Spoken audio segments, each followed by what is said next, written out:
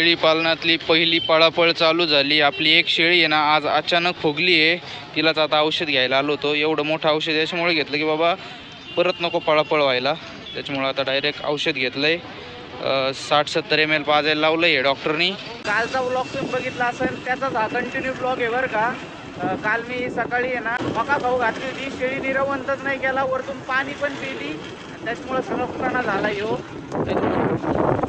आणि आत्ताच डॉक्टर आले होते. ती नेमकी आहे ना अचानकच पडली बरं का खाली. चला आता घरी जाऊ मस्त पैकी तुम्हाला सगळं सविस्तर सांग. चला भाऊ आता आलोय घरी औषध घेऊन.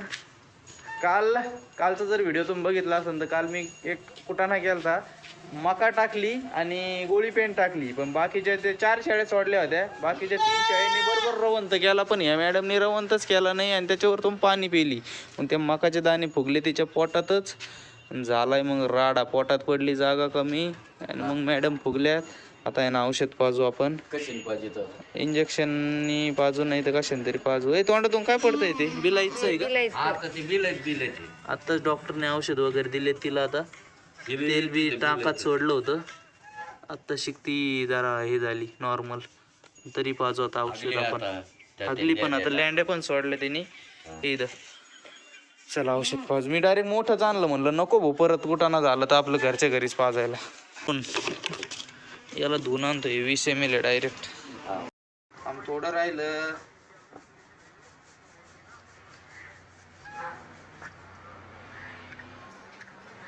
काजू फक्त लास्ट आता खेळ करशील.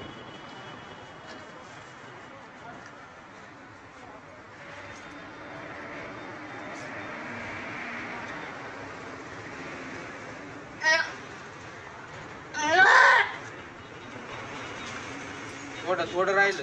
तू का एवढं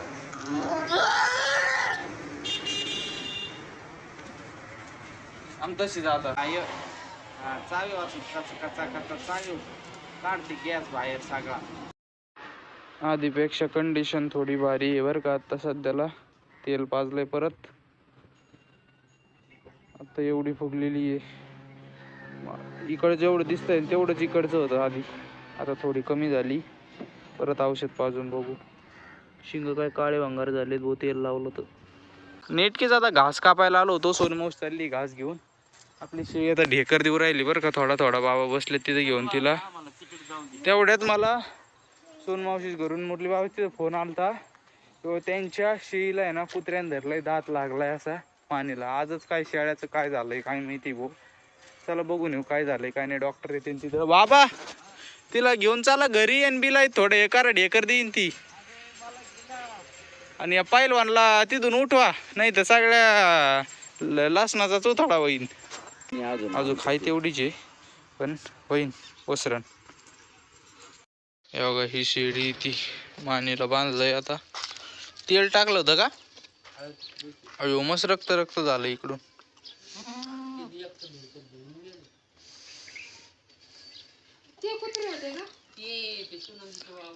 तेच ना ते 3-4 कुत्रे ते तर मानेलाच धरीत रे भाऊ. बाकीचे कोणाला नाही धरलं, हिलाच धरलं का?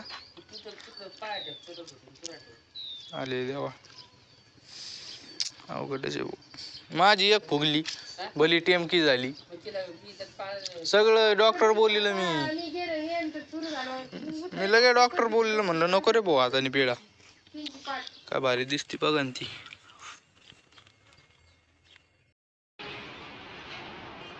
चला भाऊ आता ती रवंत करू राहिली मस्त निवांत.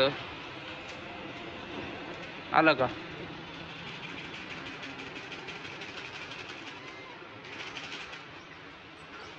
बिलाईत नाही चारलं मी गेल्यापासून. एक चाली आणि अर्धी झाली. बरं आणि दुसरी गोष्ट म्हणजे आपण असं तिथं येणार तिला रोज करायला जर थोडा चान्स द्या ना. उठून कधी आहे ना, बसून कधी आहे ना. तिला आहे ना आता रात्री लय लक्ष द्यावं लागेल तिच्याकडं. नाही तिला तर काही टाकायचं नाही आता तिला डायरेक्ट सकाळीच. पण ते लक्ष द्यावं लागेल आपल्याला. चहा करा ना तो राजी. मग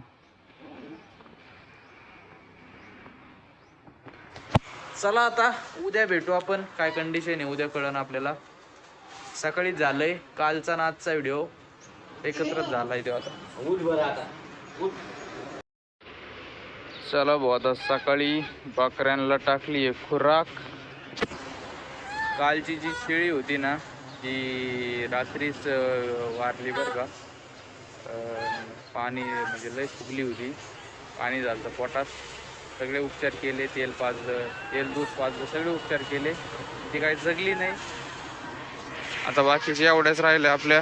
एक मेली, 9 शेळ्याच राहिल्यात आता. पुढे याची बहीण होती, यांची हिची, या दोघीची बहीण होती ती. आता बारकाल्या शेळ्यांना टाकला आहे खुराक मस्तपैकी. आता त्यांना नाही टाकला बाकीच्या शेळ्यांना, कारण की भाऊ नको म्हणला, अजून व्हायचा कुठाना. आता यांना फक्त गोळी पेंडच टाकली, याच्यात मका नाही टाकलेली. मस्त चाललंय. आताच तिला तिकडं पुरून आलोय. अवघडच झालं भाऊ. मोठ्या शेळीनंतर हिचा एक जागा बसलाय. आता मोठी शेळी अशीच मेली होती. नीट खा रे. कोण आहे?